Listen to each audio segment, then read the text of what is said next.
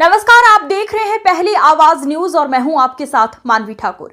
शुरुआत करते हैं आज की खास खबरों की। राजधानी भोपाल के रविंद्र भवन के सामने स्थित महाराजा अजमेर पार्क में भारतीय हिंदू महासंघ के प्रदेश अध्यक्ष LL सोनी के नेतृत्व में सम्मान समारोह का आयोजन किया गया। समारोह में स्वर्णकार समाज की प्रांतीय अध्यक्ष नियुक्त होने पर देवदत्त सोनी का शाल, श्रीफल, साफा एवं पुष्पमाला पहनाकर भव्य स्वागत एवं सम्मान किया गया। इस अवसर पर भारतीय हिंदू महासंघ के पदाधिकारी, कार्यकर्ता, स्वर्णकार समाज के गणमान्य नागरिक तथा बड़ी संख्या में समाजजन उपस्थित रहे। सभी ने देवदत्त सोनी को नई जिम्मेदारी के लिए शुभकामनाएं देते हुए समाज हित में मिलकर कार्य करने का संकल्प व्यक्त किया। कार्यक्रम का समापन अतिथियों के सम्मान, समाज की एकता तथा संगठन को और अधिक मजबूत बनाने के संदेश के साथ हुआ। भारतीय हिंदू महासंघ का प्रदेश अध्यक्ष भाई साहब को, देवदत्त जी को बहुत बहुत हार्दिक शुभकामनाएं देता हूं। इनसे निवेदन सिर्फ दो ही चीज़ों का है कि 3 साल का जो कार्यकाल रखा गया है उसमें एक व्यक्ति को एक बार ही कार्यकाल में रखा जाएगा जो अध्यक्ष बने, एक बार। दूसरी बात कि अजमेरगढ़ जी का जो सपना है वो जरूर पूरा होगा और हम लोग उसके लिए प्रयास करेंगे और सरकारी जमीन लेकर के और अपन उसको आवंटित करवा करके CM साहब से और कॉलोनी का गठन करवाएंगे। देवदत्त जी से तीसरी बात और ये है कि जो हमारे पास लाइसेंस वाली बात है, जो हम लोग परेशान हैं, हमें बहुत सारी कंप्लेंट आती है, भाई साहब को भी आती है, वो की भैया को आती है, सबको आती है। तो एक धारा को शिथिल करते हुए हम लोगों को लाइसेंसों का करें।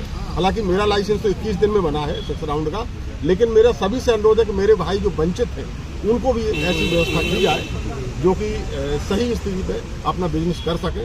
देवदत्त भैया को हमारी हार्दिक शुभकामनाएं महासंघ की तरफ से, पूरे 45,000 आदमी जो हमारे साथ जुड़े हुए हैं उनकी तरफ से हार्दिक शुभकामनाएं। इनको सम्मानित किया गया है, क्या कहेंगे आप? स्वजाति बंधु स्वर्णकार समाज के प्रांतीय अध्यक्ष आदरणीय देवदत्त जी के नेतृत्व में हमारा समाज बहुत प्रगति करेगा।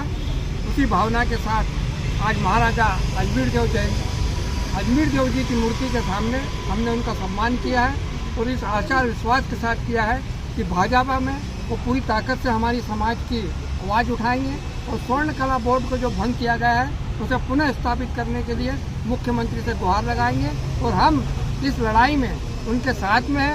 LL सोनी जो महासंघ के हमारे अध्यक्ष हैं वो भी हमारे साथ में है और पूरा मध्य प्रदेश में 35 लाख स्वर्णकार हैं और भोपाल में 10,000 स्वर्णकार हैं। ये सब लोगों को मिलाकर हम पूरी ताकत से एक आवाज़ में मुख्यमंत्री के निवास पर जाएंगे और उनसे मांग करेंगे कि स्वर्ण कला बोर्ड दोबारा से बनाया जाए।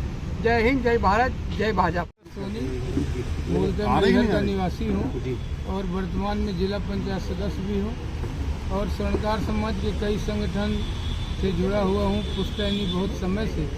और अभी वर्तमान में एक हमारे मध्य प्रदेश छत्तीसगढ़ की बड़ी संस्था है स्वजाति स्वर्णकार समाज, जिसमें वोटिंग हो करके और मुझे समाज के लोगों ने निर्वाचित किया है। प्रदेश अध्यक्ष की जिम्मेदारी मिली है, तो यही मेरा परिचय है। आप समाज के लिए क्या करना चाहेंगे? आप समाज के लिए तो मैं हमेशा पूर्व में भी एक देवेंद्र सोनी हत्याकांड हुआ था 92 में, मैं 15 दिन आमरण अनशन किया था।